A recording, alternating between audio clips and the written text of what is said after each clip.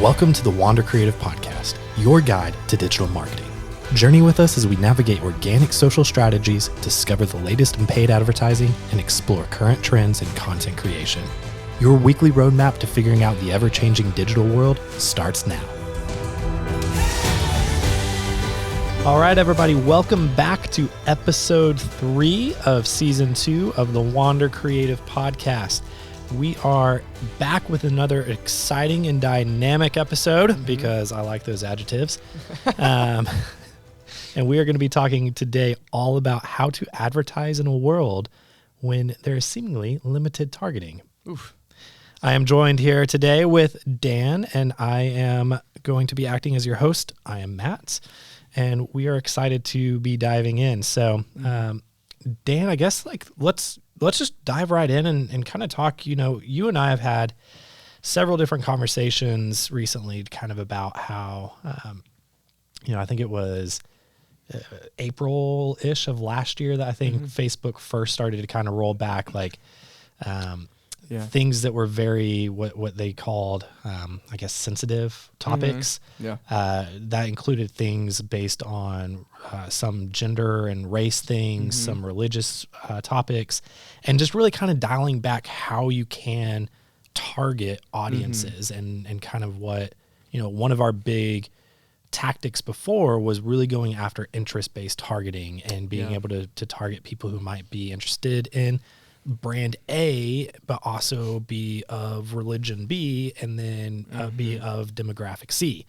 And they've, not just Facebook and Meta, but Google as well, and a lot of other places have really kind of started to dial back some of the limited targeting. And then we even look at from a tech sector as a whole where, Apple is starting to crack down on their user privacy of people who are using iPhones, as well as Google is doing it as well with their Android devices. And it's just starting to get a little bit harder, a little bit more technical, and a little bit more limited in what you can do with targeting and how you can target people.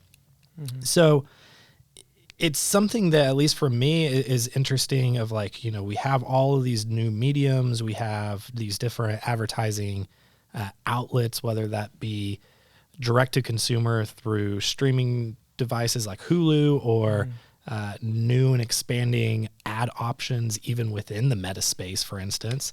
But as targeting gets narrower, tell us maybe about a little bit what you mean and how some examples of how that is actually practically playing out in the fact that people, that targeting is getting a little bit more narrow. Yeah, what you said about a lot of those interest-based targeting things was exactly right. We've found, and I'm going to play devil's advocate here. I actually don't blame Meta and Google for a lot of that.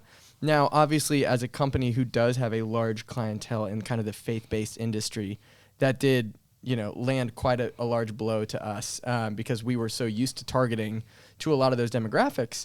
But the reason they kind of reeled some of that back, just for a little bit of the context for the listeners, within a lot of these platforms, you can target an audience, but you can also exclude audiences.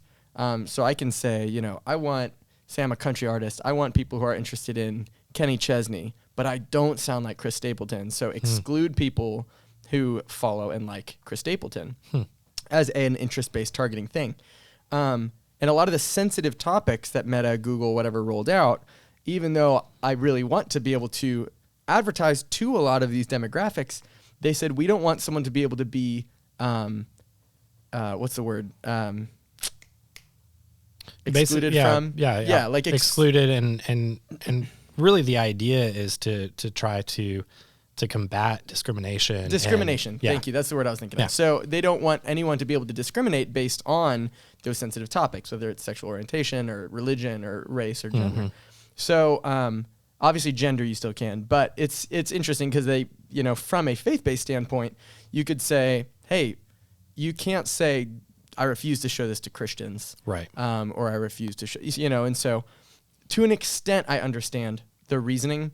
It did cause quite a shift in our marketing strategy, and really everyone in the industry had to take a shift to, all right, that means let's build up our audiences from an engaged standpoint. Let's take a lot of the pages that we have access to. Let's build up audiences that have engaged with those, areas that we've been using. And so cold targeting looks different nowadays. A lot of times it looks like either trying to work around a system or trying to use engaged audiences rather than cold interest-based, stuff like that. But it's been very interesting. It seems like it's kind of a play on words, the whole limited targeting. Yeah. Because as you said, marketing opportunities are opening up left and right. So, I mean, Hulu not long ago launched their advertising platform. So, I mean, we can advertise on so many more platforms than we could even a few years ago, which has opened opportunities. But definitely within that, there's a little bit of play on the ways in which we can reach those audiences.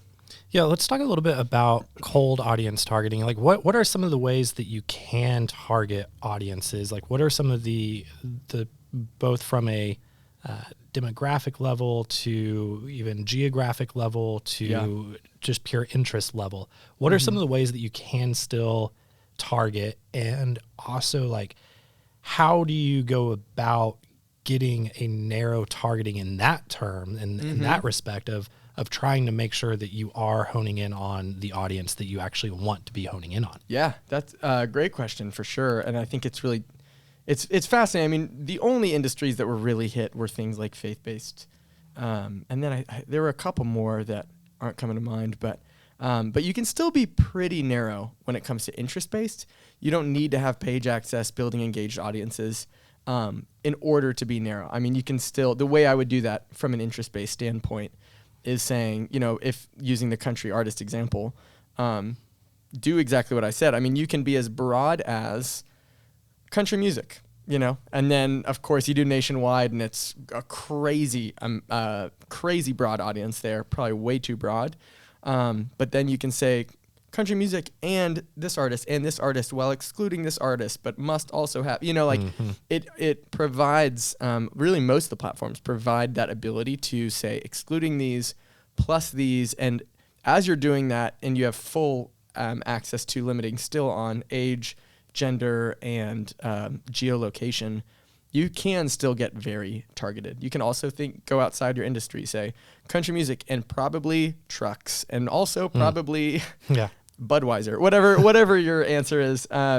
You can still target a lot of that stuff and get pretty dang targeted for a interest-based and or quote unquote cold audience build. So let's hone in a little bit more on that. I think you used the example of I'm a country artist, trying to break into the scene. I think that my audience likes, let's just say, this is going to be so stereotypical sounding. They love Ford trucks. They love Ford pickup trucks. Or if you're a Russell Dickerson fan and Blue Tacoma, whatever that might be, you love trucks. You love Budweiser, like you said earlier, and I'm a country artist who's trying to reach people who like those two things. Yeah. I feel like my music sounds like Chris Stapleton, but might not cross over into like the Kenny Chesney, like kind of that sound of country. So you have all of these different sonic and demographic semblances. How important is it to then kind of distinguish both the phrasing and the way that you approach copy, but then also approach creative and how the look of what you're doing as well and what you're presenting from an actual ad standpoint, technical standpoint? Yeah, that absolutely is so important within any ad. I would ask a couple things. I would say, how does it compare to other people in your industry? What are they promoting? What kind of look are they doing? What kind of copy are they writing?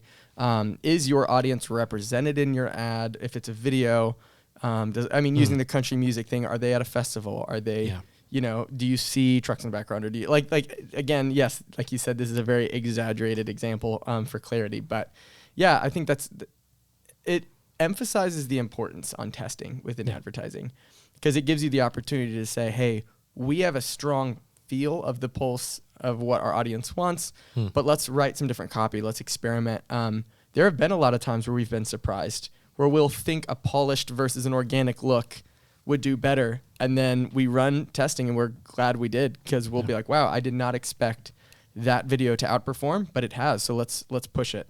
So I would say targeting and creative and copy all go so hand in hand, and being really thoughtful through that as you're editing the video or as you're designing the ad, whatever that looks like, it definitely, you should have a couple options that look a little different to be able to try them against your audience. And I mean, honestly, we do the same thing even with audiences. So it's like, it's so structured. You could say you should have multiple creatives and multiple copy to test against each other. But then what we even do at Wander is we say, but here's audience A, audience B, and audience C. And we're testing all those copy and all those creatives on all of the audiences. And we say which ones absolutely clicking through the most. That's why a testing period is so important, to be able to say, all right, we've gathered all this data. Now let's take the budget and run. So yeah, I would say that that's definitely kind of how audience and creative go hand in hand. So we've talked a little bit about, again, going back to our very stereotypical, and first off, I love country music. And so, you know, like we're not dogging on the country music thing.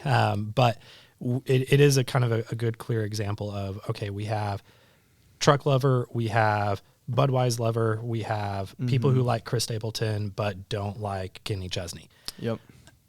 At what point, and I'm imagining that you can just keep piling on. You can keep saying, hey, I really want to find males or females in the age range of 25 to 45, and I want them to have all of these other kind of different demographic or interest-based targeting as well. Is there a point when you start to limit yourself too much, or is it, do you want to get so limited and have all of these different layers and all of these different things kind of thrown into the recipe, so to speak, that you're really getting to like, here is the core audience? Here, the interesting thing about that is, you know, that's kind of changed even while I've been advertising. So the name of the game used to be find your audience. Even if it's narrow, spend a little bit extra and get them in. If those are the people who are going to listen, if those are the people who are going to stream, it's worth it. What is fascinating, and you guys have will hear it more from us later on in this podcast if you haven't already, we talk a lot about AI, but as it's getting better at finding audiences, using Meta as an example, they are encouraging a much broader targeting, so that they're saying back then it was like, no, narrow your audience, and now it's saying no, broaden it, because we're going to do a great job at finding all of the people within the pool that you've laid out and filled. We're going to find the right people for that. So it's interesting, and it definitely depends on what your objective is. If this is an awareness thing and you really are saying, it's not about traffic, it's not about streams, it's not about purchases, it's about getting eyeballs on this thing. Yeah. It's the beginning of the funnel. Obviously, that is a very, very much so keep it broad, and then start retargeting and doing all that good stuff. But I would say it's a pretty good general recommendation to keep the targeting a little bit broader. We've been doing that. We've been seeing really good results from it lately. So that's been pretty exciting. But yeah, I mean, keep a pulse on things like cost. Again, something that we really do focus on quite a bit now too is making sure we're touching back with the comments, because it doesn't matter if it's super broad or super targeted. If people are commenting, why am I seeing this on the ad? You're saying, okay, the ad's not working, or cannot wait to go to this country concert, festival, whatever, listen to the song. So, I mean, there are so many things to keep your finger on, but definitely I would recommend going broader rather than limited. I would say you can go too limited, but it's pretty hard to go too broad, and you can always scale that down. Yeah. So it's better to be broad than too limited, is what Interesting. I'll say. Yeah. Yeah, that's fascinating. And you can kind of see each of the profile, like the platforms, whether that is Google Ads or Meta Ads, and like in there, as you are building out a campaign, it'll kind of show you, right? Like it'll show you, we expect like estimated reach of this ad, or estimated people who fall within this category, right? Yeah.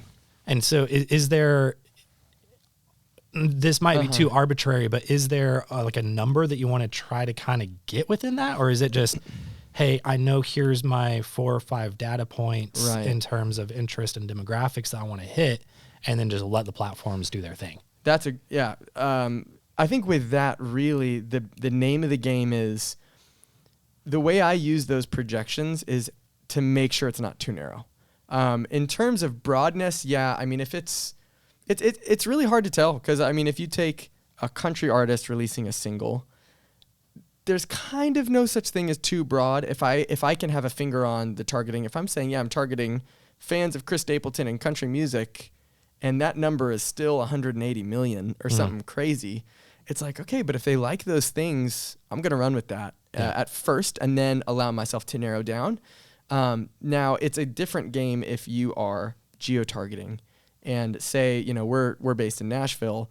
If there is a concert in Nashville or something that I'm promoting, then I will use that to make sure if my audience is only 2,000 people, then I'm saying, man, I need to somehow open that up because that's going to be way too expensive.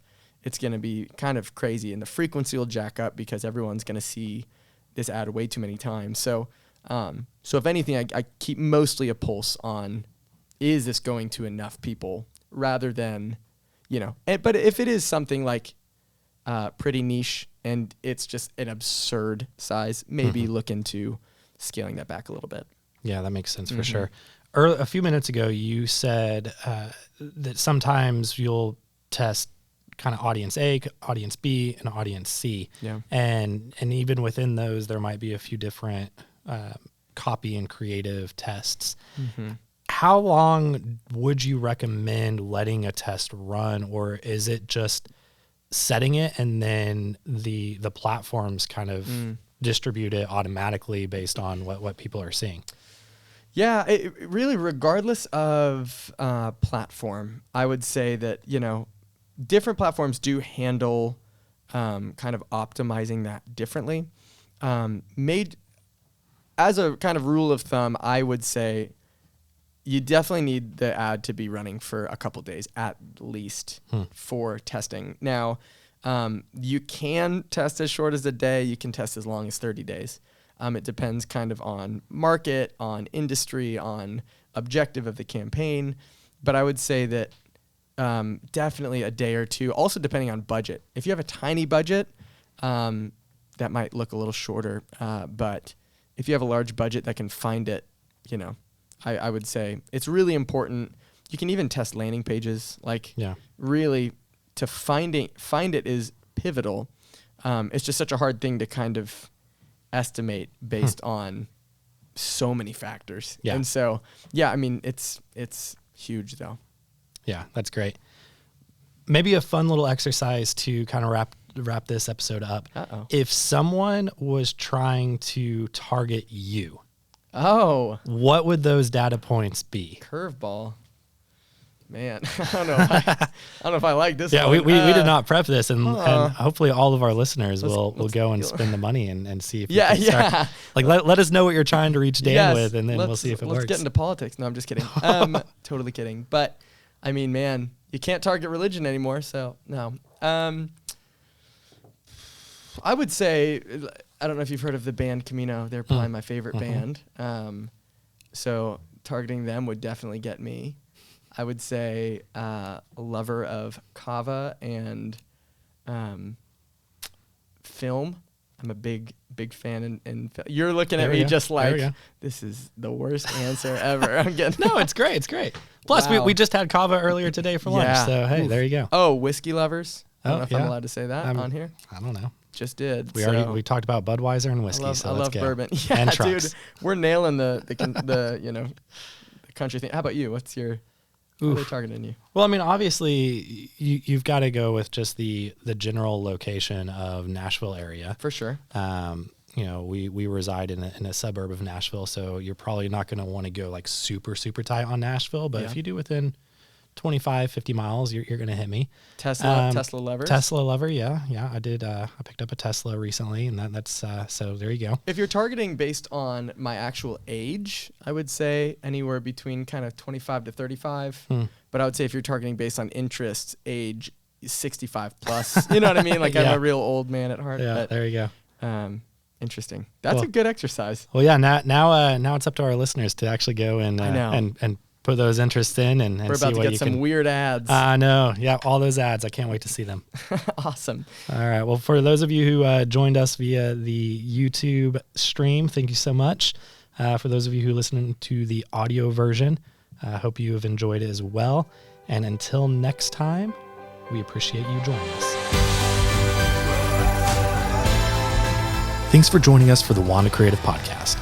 If you enjoyed this episode, please subscribe and consider leaving us a review on your favorite podcast platform. And if you missed any of the highlights, don't worry. You can get all of the show notes at wandacreative.com/podcasts.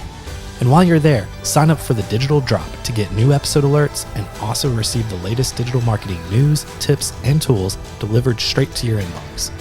Until next time.